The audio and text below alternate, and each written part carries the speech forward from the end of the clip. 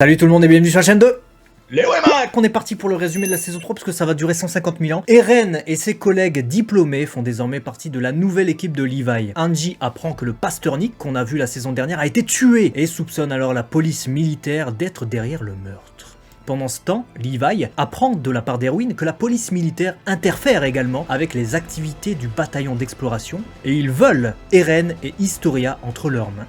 Le bataillon d'exploration se retrouve à manœuvrer donc contre leurs semblables au lieu de combattre les titans. Levi se retrouve également face à quelqu'un de son passé, le dangereux Kenny l'éventreur. C'est pas Jack, c'est Kenny, qui travaille maintenant pour la police militaire. Le bataillon d'exploration est incapable d'empêcher Eren et Historia d'être capturés. Il demande alors au marchand Dimo Reeves, qui a été forcé d'aider la police militaire, de les aider à la place. Kenny assassine ce même Dimo pour sa trahison, mais il ne remarque pas que le fils de Dimo est dans les parages, un certain Flegel, qui a été témoin de l'incident. Historia explique son passé au bataillon d'exploration. Il y a 5 ans, elle a rencontré son père, Rod Reiss, le roi légitime, pour la première fois. Reiss voulait qu'Historia commence à vivre avec lui, alors qu'il l'avait toujours rejetée et cachée, comme c'est une fille née d'une liaison. Kenny Ackerman arrive et tue la mère d'Historia. Pour épargner la vie de sa fille, Reiss propose qu'elle prenne le nom de Crystal Lens et reste finalement cachée. De nos jours, Historia retrouve Rod Reiss, tandis qu'Eren devient son prisonnier. Angie explique au bataillon d'exploration que Rod prévoit de faire manger Eren afin d'obtenir ses pouvoirs de titan. Car comme vous le savez, lorsqu'un titan mange un autre titan, il récupère ses pouvoirs. On comprend qu'un secret se cache derrière les pouvoirs d'Eren, qui a pu attirer les titans vers celui qui avait bouffé sa mère dans la saison dernière. Pendant ce temps-là, Erwin et Pixis font un coup d'état sans effusion de sang contre le gouvernement. La famille Reiss gouvernait secrètement en tant que véritable famille royale derrière un roi fantoche. Erwin a maintenant l'intention d'installer Historia en tant que nouvelle reine en raison de son sang Reiss. Il se livre plus tard à la police militaire après avoir été accusé d'avoir tué Dimo et nomme Angie comme son successeur. Angie sauve Flegel, le fils du marchand Dimo, qui est en fuite du gouvernement parce qu'il a été témoin du meurtre de son père. Angie implique Flegel dans ses plans pour exposer le rôle du gouvernement dans la mort de Dimo, tandis qu'Erwin est traduit devant le faux roi pour être jugé. Bien qu'Erwin soit condamné à mort, les éléments de l'armée trompent les fonctionnaires du gouvernement pour qu'ils exposent leurs intérêts personnels et leur volonté de laisser le reste de la population être tuée par les titans, ce qui aboutit à un coup d'état réussi et à la liberté d'Erwin. L'armée prend ainsi le contrôle du gouvernement. Pendant ce temps, Eren reste entre les mains de Rod Reiss. Historia est du côté de son père, estimant que ses actions sont justifiées par de nobles motifs. Rod et Historia placent leurs mains sur le dos d'Eren, lui faisant se souvenir que son père, Grisha, l'a transformé en titan via l'injection. Consommer Grisha a permis à Eren de retrouver sa forme humaine, tout comme Ymir a pu le faire après avoir mangé Marcel, compagnon de Bertolt, Annie et Rainer. Pendant ce temps, Historia retrouve les souvenirs de sa demi-sœur décédée, Frida, et se rappelle de son affection. Ces souvenirs ont été effacés par Frida elle-même en utilisant le pouvoir de la famille Reiss, le fameux pouvoir du roi qui a permis d'effacer la mémoire de tous les habitants d'entre les murs, permettant ainsi de faire croire que le roi actuel était le vrai. Eren et Historia apprennent également que Grisha, le père d'Eren, était également un possesseur du pouvoir des titans. Il a tué le reste de la famille Reiss et en consommant Frida, la demi-sœur d'Historia, qui détenait le pouvoir du titan fondateur, il a pu prendre ce même pouvoir. Eren, qui a mangé son père, a maintenant ce pouvoir. Le bataillon d'exploration part pour sauver Eren, tandis que Kenny tente de leur barrer la route. Celui-ci se souvient d'une conversation qu'il a eue avec son grand-père, révélant que les Ackerman ont autrefois servi la famille Reiss et font partie de la lignée qui est immunisée contre les pouvoirs d'altération de l'esprit des Reiss. Rappelons que parmi les Ackerman connus, on compte Kenny, Levi et Mikasa. Ce trait a causé la persécution du clan Ackerman lorsque ceux-ci étaient en désaccord avec les plans de la famille royale. Historia apprend que Rod a l'intention qu'elle consomme Eren et reprenne le pouvoir du titan fondateur pour la famille Reiss. Historia se prépare à s'injecter le sérum, la transformant en titan. Cependant, plusieurs facteurs, y compris la révélation qu'un membre de Reiss ne peut jamais utiliser le pouvoir du titan fondateur pour libérer l'humanité du statu quo actuel en raison du souhait du premier roi, la poussent à rejeter les plans de son père et à casser la sœur. Alors qu'elle libère Eren, Rod lèche une partie du sérum renversé et se transforme en un énorme titan. La taille du titan de Rod provoque l'effondrement de la caverne, tuant les soldats de Kenny. Après avoir été libéré par les bataillons d'exploration, Eren les protège en buvant un autre sérum et en acquérant la capacité de cristalliser sa forme de titan, empêchant ainsi les débris d'écraser le bataillon d'exploration. Incapable de se tenir debout, Rhodes rampe vers le mur Shina, la chaleur rayonnante de sa forme de titan empêchant les bataillons d'exploration de se rapprocher. Cependant, les bataillons d'exploration conçoivent un plan pour faire exploser la forme de titan de Rhodes, mais de l'intérieur. Avant la bataille, Historia est approchée par Levi et accepte d'être la reine, à la condition qu'elle participe également au combat. Elle parvient à achever le titan Rhodrice et est reconnue par la population d'entre les murs comme la sauveuse. Levi retrouve un Kenny mourant qui parle de sa rencontre passée avec le frère de Rhodrice, Uli, l'ancien roi des murs. Kenny voulait à l'origine tuer Uli, mais il l'a rejoint après que ce dernier se soit excusé pour la persécution des Ackerman et fait preuve d'humilité. Kenny se souvient également comment il a retrouvé Levi et l'a élevé avant de révéler que la mère de Levi était en fait sa sœur. Avant de mourir, Kenny tend à Levi une seringue contenant du sérum titan qu'il a volé à Rhodes. Celui-ci permettra à qui se l'injecte de se transformer en titan, très important pour la suite. Dans la capitale, Historia est couronnée reine. Ailleurs, le titan cuirassé de Reiner est vaincu par le titan bestial. Celui-ci dit à Reiner et Bertholdt que leur priorité devrait être de récupérer quelque chose appelé l'Axe, le pouvoir du roi. Le sauvetage d'Annie passera plus tard. Eren améliore ses capacités de durcissement. Le bataillon d'exploration recherche Kis Sadis, l'actuel commandant du corps d'entraînement et prédécesseur d'Erwin, car Eren pense que Sadis connaissait son père Grisha. Kis raconte comment il avait trouvé un Grisha amnésique hors des murs. Après avoir été amené à l'intérieur, Grisha a appris la vie à l'intérieur des murs et est devenu médecin.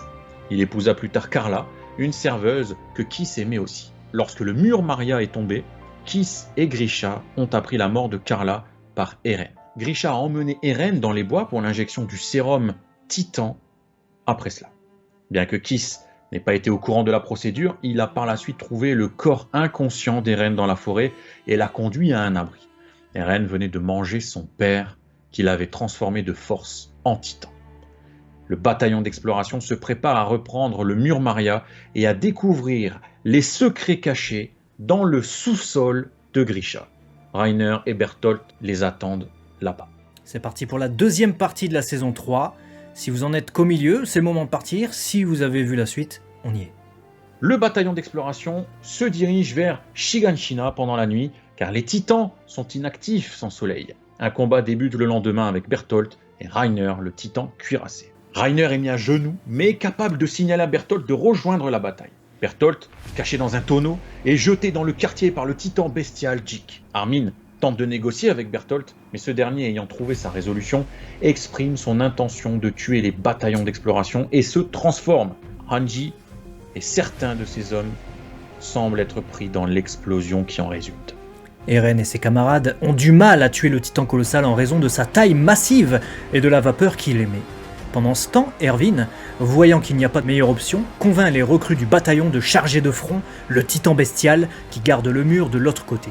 Presque toutes les recrues sont tuées pendant la charge, et Erwin lui-même est gravement blessé. Cependant, la charge accomplit son objectif de distraire le titan bestial de l'approche de Levi. Levi qui blesse gravement le titan bestial et s'apprête à le finir. Mais un nouveau titan, le titan Charrette, débarque et sauve Jik, le titan bestial. Hanji, qui a survécu à l'explosion du titan colossal, rejoint les bataillons d'exploration pour affronter Reiner. Mais c'est finalement Armin qui est laissé pour mort après avoir tenté le tout pour le tout contre le titan colossal. Calciné, il va mourir. Mais on lui injecte le fameux sérum dont on a parlé tout à l'heure et il se transforme alors en titan afin qu'il puisse survivre. C'était la seule solution. Il mange alors Bertholdt qui avait été défait et acquiert le pouvoir du titan colossal. Le titan Charrette fuit avec Reiner, tandis que Jik dit à Eren qu'il a subi un lavage de cerveau par Grisha. Il ajoute qu'il sauvera Eren un jour, avant de s'enfuir. Eren, Mikasa, Levi et Hanji se dirigent vers le sous-sol de Grisha. Ils découvrent une photographie, quelque chose qui n'existe pas dans les murs, de Grisha avec une femme et un enfant différents.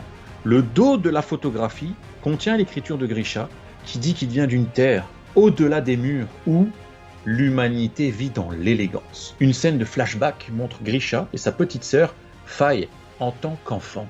Repérant un dirigeable, Grisha traîne sa sœur hors du camp de Liberio dans laquelle il réside pour le suivre. Grisha et Faye sont arrêtés par 2 officiers.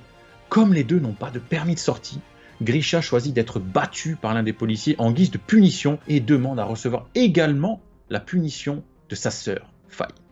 L'autre officier dit qu'il va raccompagner la sœur de Grisha chez elle pendant ce temps-là, mais le corps de la fillette est retrouvé le lendemain. Il est révélé que le peuple de Grisha, les Eldiens, vivent dans des camps et subissent une sévère discrimination de la part des Mars, en raison des actions de leurs ancêtres. Les Eldiens ayant apparemment la possibilité de devenir des titans quand on leur injecte du sérum. Ils sont considérés comme des démons par Mar, qui les parque dans des camps et les utilise pour la main-d'œuvre. En tant que jeune adulte, Grisha rejoint un mouvement qui cherche à redonner aux Eldiens leur ancienne gloire.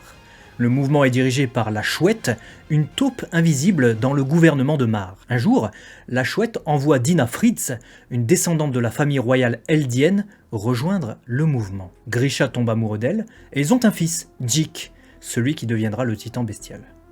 Accablé par les attentes de ses parents à son égard et choisissant de se protéger lui-même et ses grands-parents, Djik vend finalement Grisha et Dina au Mar. Il les balance.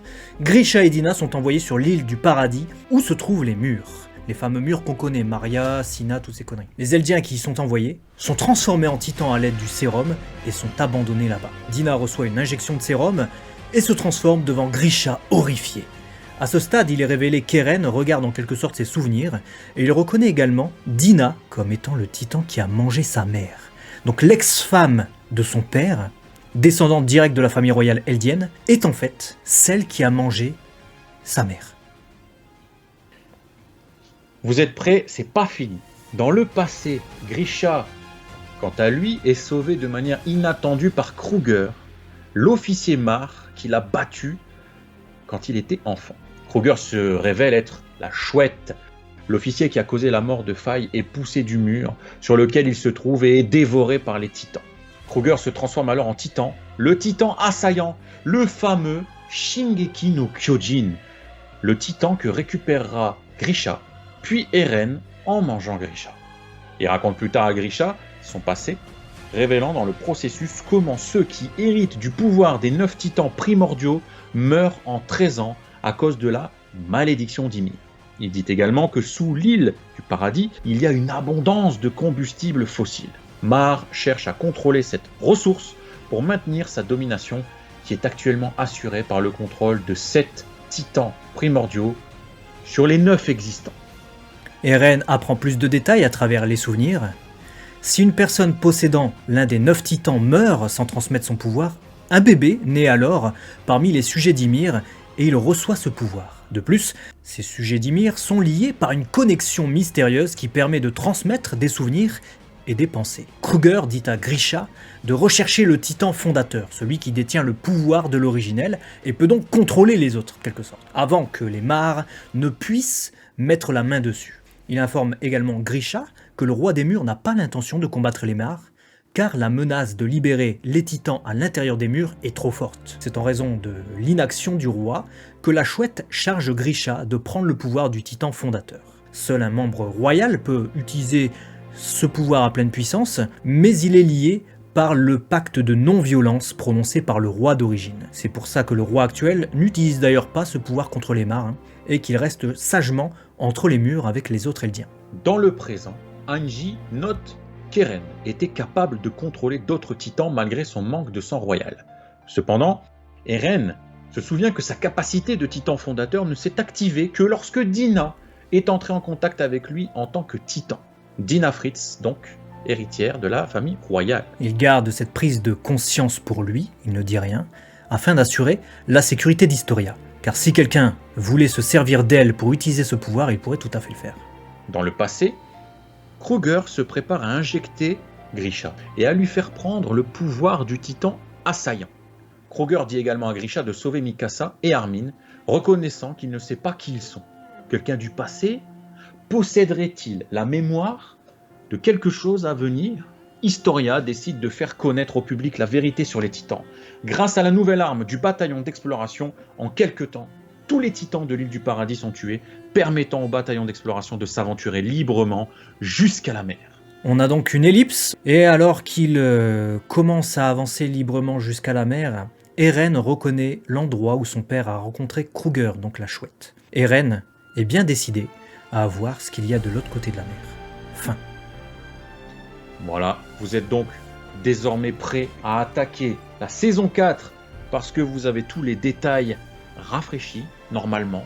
Et du coup, abonnez-vous, lâchez votre like pour ces résumés, et on se dit du coup à cette semaine pour découvrir l'épisode 1 ou 2 ou 3 selon à quel moment tu découvres ces résumés. Et voilà, rejoins-nous. C'est bien, on est bien sur les on est bien. Et en plus, on est bien parce qu'on est à l'abri, tu vois, derrière des murs. Il n'y a pas de titan qui peut nous sauter dessus. Dis-nous dans les commentaires, en tout cas, si ces résumés t'ont plu et si ça t'a permis d'y voir plus clair pour comprendre un peu tous les éléments de la saison finale qui débute en ce mois de décembre. On se retrouve très vite sur la chaîne de Léo et Max. À la prochaine. Les Zeldiens, rien à voir avec Zelda, ayant apparemment la possibilité